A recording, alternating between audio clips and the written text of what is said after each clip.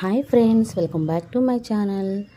ఎంతో టేస్టీ అయిన వంకాయ నిల్వ పచ్చడి ఎలా తయారు చేయాలో చూపిస్తాను. పక్కా కొలతలతో చూసేయండి. చాలా చాలా టేస్టీగా ఉండిద్ది. సంవత్సరం అయినా సరే పచ్చడి పాడవదండి. అలానే ముక్క కూడా గట్టిగా కరకరలాడుతూ ఉంటుంది. వంకాయ నిల్వ పచ్చడి కోసము ఇలా బాగా ముదిరిన వంకాయల్ని తీసుకోవాలన్నమాట. అలాగే పండినవి కూడా తీసుకోవచ్చు. పండు మారుతాయి కదా, అవి కూడా పచ్చడికి వాడుకోవచ్చు. మెత్తగా ఉన్నాయి, అలాగే బాగా పండిపోయి బాగా మెత్తగా ఉంటాయి, అవి అయితే యూజ్ చేయకూడదు. అవి పచ్చడి పనికిరావు. ఇలా పండినవి అలాగే బాగా ముదిరినవి పచ్చడికి యూజ్ చేయొచ్చు.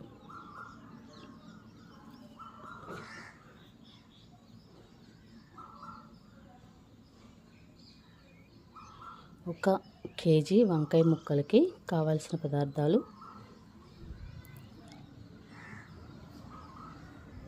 పావు కేజీ చింతపండు, అలానే అంటే 250 గ్రామ్స్ చింతపండు, అలాగే 3 గిద్దల ఉప్పు అంటే 375 గ్రాముల ఉప్పు, 3 గిద్దల కారం అంటే 375 గ్రాముల కారము, ఒక 250 గ్రామ్స్ వెల్లుల్లిపాయలు, అలానే ఒక 15 గ్రాముల మెంతులు, ఒక హాఫ్ కేజీ ఆయిల్ కావాలి.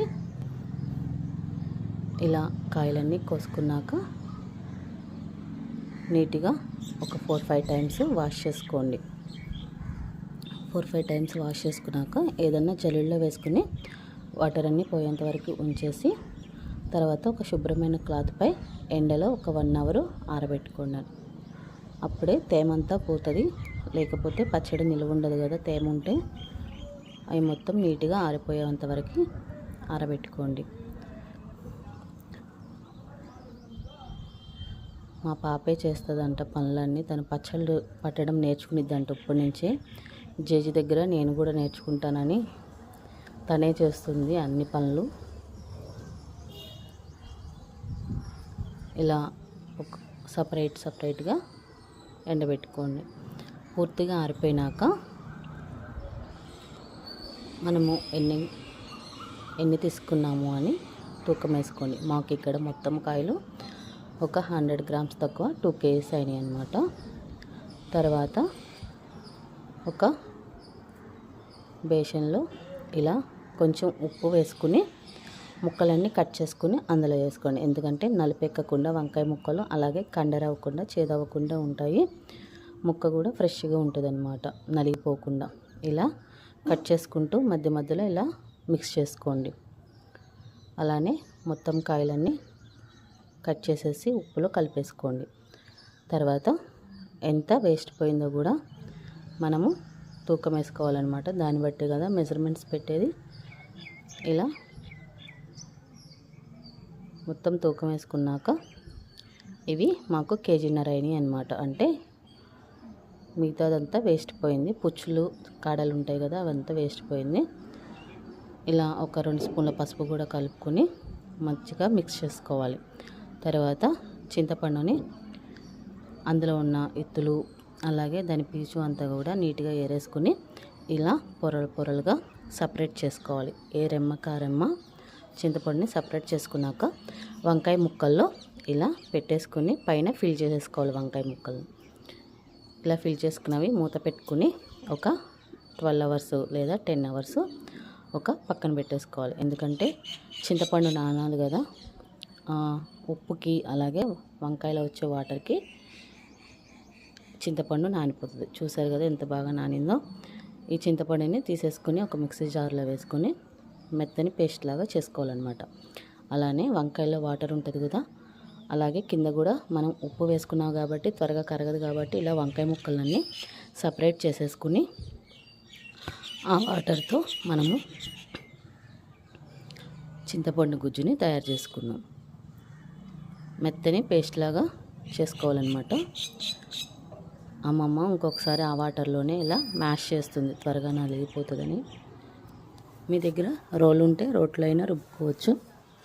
ఆ రోజు మాకు చాలా వర్షంగా ఉంది, అందుకని మేము మిక్సీ జార్లో వేసాం. రోలు ఉంటే రోట్లో రుబ్బుకోండి, ఇంకా టేస్ట్ చాలా బాగా వస్తుంది. ఇలా అంతా మిక్సీ పట్టేసుకున్నాక వంకాయ ముక్కలకి చింతపండు గుజ్జుని పట్టించండి ఇలా. తర్వాత కారము వేసి, చెప్పా కదా 1 కేజీ వంకాయ ముక్కలకి 3 గిద్దల కారం అంటే 375 గ్రాముల కారము, 375 గ్రాముల ఉప్పు ఆల్రెడీ వేసాం కాబట్టి ఓన్లీ కారమే ఇప్పుడు యాడ్ చేసుకోవాలన్నమాట. ఇలా మంచిగా మ్యాష్ చేసేసుకోండి. ముక్కలకు పట్టేటట్టు మంచిగా కలుపుకోవాలి. అప్పుడే ముక్క పులుపులుగా కారంగా చాలా టేస్టీగా ఉంటుంది. ఇలా కలుపుకున్నాక మూత పెట్టి ఒక పక్కన పెట్టేసుకోండి.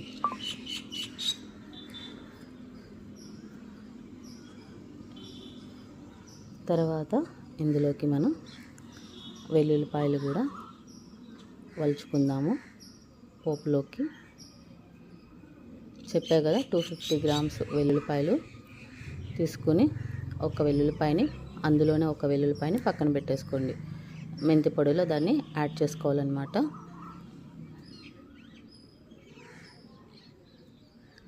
ఇలా మొత్తము కూడా పైన వెల్లుల్లిపాయ పొర అంతా తీసేసి అన్నీ కూడా ఒక పక్కన పెట్టేసుకోండి.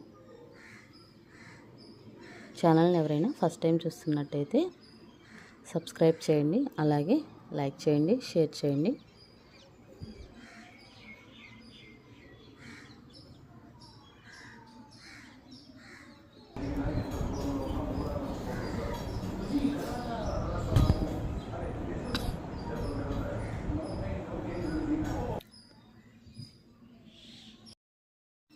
ఇలా అన్నీ ఒలిచేసుకున్నాక మెంతులు వేపుకోవాలన్నమాట. ఒక ప్యాన్ తీసుకుని అందులోకి మనం తీసుకున్న 15 గ్రాముల మెంతుల్ని యాడ్ చేసి చిన్న మంటపై ఇలా తిప్పుకుంటూనే గోల్డెన్ బ్రౌన్ కలర్ వచ్చేంత వరకు వేపుకోండి. మంచి చేదు వాసన వస్తుంది కదా మెంతులు వేగినాక, అప్పటి వరకు వేపుకోవాలన్నమాట. చిటపటలాడుతూ ఉంటాయి, అప్పటి వరకు మంచిగా వేపుకోండి. తిప్పుతూనే ఉండాలి, లేకపోతే మాడిపోతాయి కదా, చేదు వచ్చేస్తుంది ఎక్కువ. ఇలా తిప్పుకుంటూ వేపుకోండి మెంతుల్ని. పూర్తిగా వేగినాక, పూర్తిగా చల్లారినాక మనం ఇది ఆ వెల్లుల్లిపాయతో కలిపి మిక్సీ పట్టేసుకోవడమే.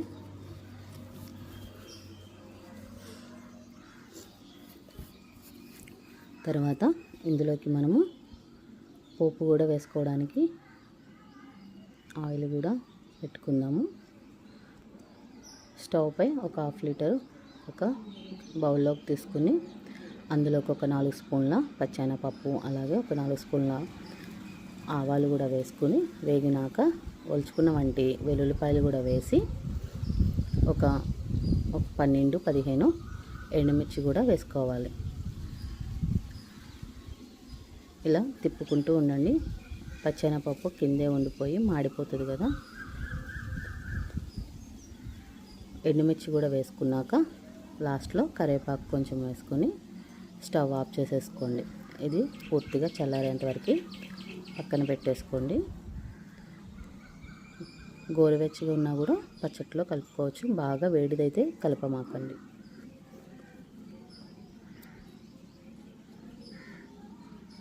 ఇప్పుడు ఈనాడ కారం కలుపుకొని పక్కన పెట్టాం కదా, అందులోకి మనం మిక్సీ పట్టుకున్న మెంతి పొడిని యాడ్ చేసుకోండి. మెంతి పొడి యాడ్ చేసుకుని ఇలా పౌడర్ చేసుకోవాలన్నమాట. మెంతి పొడి, వెల్లుల్లిపాయ వేసుకుని వెల్లుల్లిపాయ పొడిని కూడా, మెంతి పొడి వెల్లుల్లిపాయ పొడిని కూడా మంచిగా మిక్స్ చేయండి వంకాయ ముక్కలకి.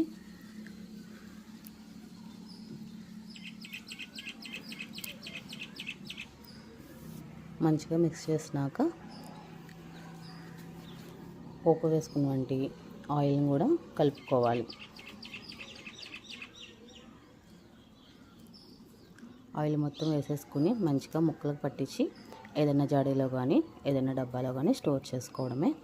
Thank you for watching. మరిన్ని వీడియోస్ కోసం ఛానల్ని సబ్స్క్రైబ్ చేసుకోండి.